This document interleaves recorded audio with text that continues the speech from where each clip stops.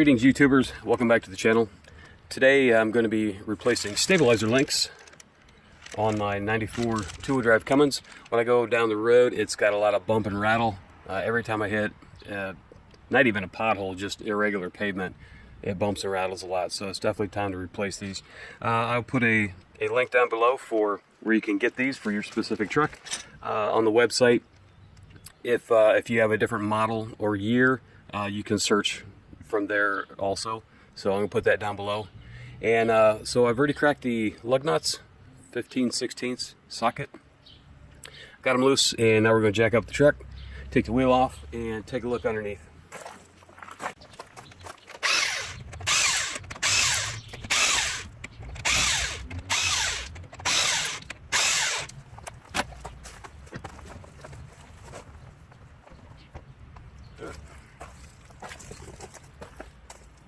Alright, now if you've watched my previous video, you saw that I had wheel wobble in the other side because the lug nuts were sticking out.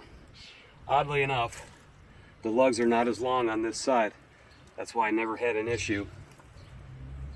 Yeah, these sit well within when they're... So this rotor's definitely been replaced. And the pads look good on it. Nice and smooth. Got a tiny bit of dragging, so it's not bad. When you have the wheels off, you want to take a quick check and make sure everything's tight. Make sure your ball joints aren't bad, which I believe on this side. Take a quick look. Oh yeah. See that? That's not supposed to do that. So, looks like, yeah. Bottom ball joint in here is going to need replaced pretty soon, so that'll be next on the list. I may have my friend do that for me. He can get him in and out a lot quicker. He doesn't charge very much, so I think I may leave that up to him. So what we got is these stabilizer links right here. Show you real quick. Get this out here. These guys right here. This one is still connected and in pretty good shape, although the bushings are cracked and whatnot and old. But on the other side, that part is busted and it's just kind of sitting there and hanging in midair. So with these, you want to replace both of them. Even though this one's in good shape, or replace it because I mean they're only like 15 bucks or something like that. And that way it'll save some time and hassle while we got everything torn apart. Just go ahead and do it. So we'll get some PB Blaster on there and let that soak for a while and see if we can get that up. Alright, so that's sat for a little bit. Now this is a 5/8 socket. And as you can see, it's just turning the whole spindle.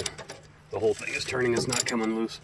So what you can try is put an impact on here. That may spin it loose. If that doesn't work, you may have to warm this nut up with a little hand torch, propane torch. And once that gets cherry red, you can zip it off. So depending on how bad they're stuck, that's some of the main things you can do to get them off. So I'm going to try the impact, see if we can get that off.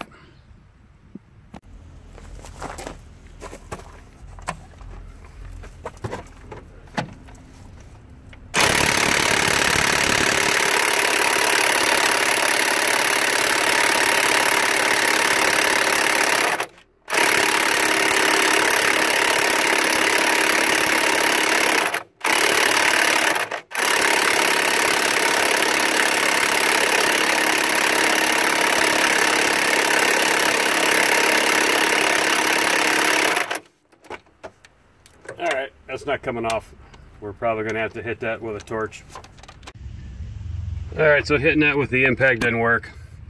Rather than torch it, another thing you can do is take a cutoff wheel on your grinder, cut right down here, cut that off flush, and then cut this off right here. Pull that out of the way, and then also cut the nut on the bottom side. And you can do that. So that is less time consuming. I'm just going to throw these away anyway, so that might be the route I go. Another important thing to think about is if this is a gas truck and you have gas leaks, you don't want to be throwing all kinds of sparks against everything. But since this is a diesel, that's really not an issue. So always take those safety precautions into consideration.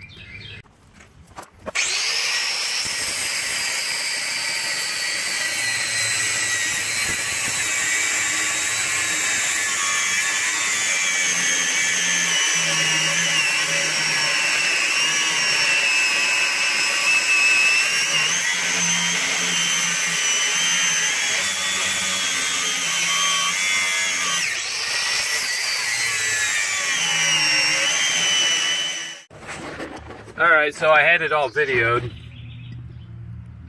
but the camera was sitting in the sun and it got too hot and shut down. So I hit the cap on top, ground the nut off with the angle grinder, and then I cut that off and that popped the top. So, and like, this is loose, so I just got to cut off the bolt at the bottom of that, and we're good. Then we'll go from there. Alright, so this side is loose. So what I'm going to do is take a sawzall and just hit underneath there with the sawzall and be done with it. That'll be the quickest way to get rid of that and get that out of there. So put the sawzall in there and hack that off. Alright, so here's the bottom part. It was like this on the bottom. This is so small and so weak. I got partway through with the sawzall and I just kind of snapped it off. So yeah, that was definitely rusting quite a bit. You can see how much used to be there. Used to be as much as that right there, which is probably about 3/8 of an inch. So yeah, we're definitely due to replace these guys. All right, so let's put the new one in. All right, so these are a little different.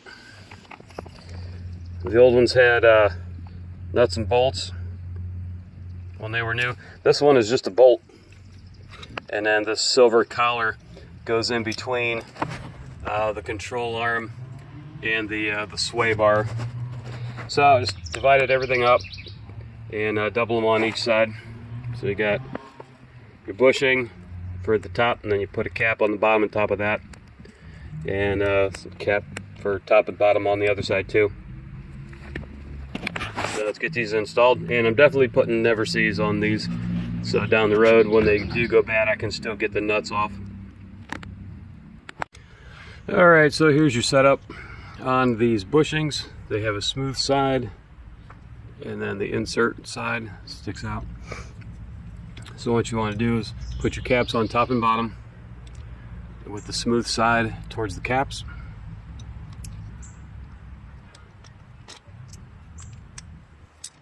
Scoot this down a little bit. And what you got is this in between part here is going to go in between the stabilizer link, and this opening on the bottom part is what's going to get put in between the control arm. So control arm, metal goes there, sway bar goes there, and then you just tighten these down until they squish a little bit, and you're good. So let's get these tucked in there. Alright, so you put your bottom in, and then put your sleeve on, and then you have to hold it down, get that wiggled up in there, and then push on your bolt. That'll give you the rest of your space for your bolt, and then it goes bushing to the metal. So this is the insert side, so that goes down on that like that. Then you put your cap on, scoot that back up, and then as you tighten that down, that will center itself and start to squeeze on the bushings. So let's put some never sees on there and tighten her down. Alright, so the last one was 5/8 on the top and bottom. This one actually is 5/8 on the bottom, but 11/16 on the top.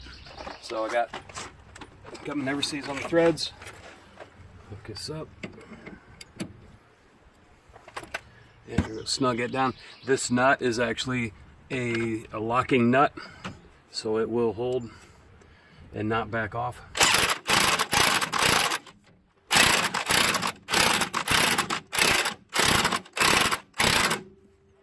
Okay. Get your wrench out of there. And they are squished a little bit, for lack of a better word. And the lock nut will keep that from going off, from backing out. So that's it, folks. The other side is exactly the same. So thanks for watching. Hope this helps you out. Save yourself a couple bucks. And like I said, I got a link for these down below for where you can get these. And I think I got those at Advance. So if you want to check them out, go ahead. Thanks for watching, guys. See you next time.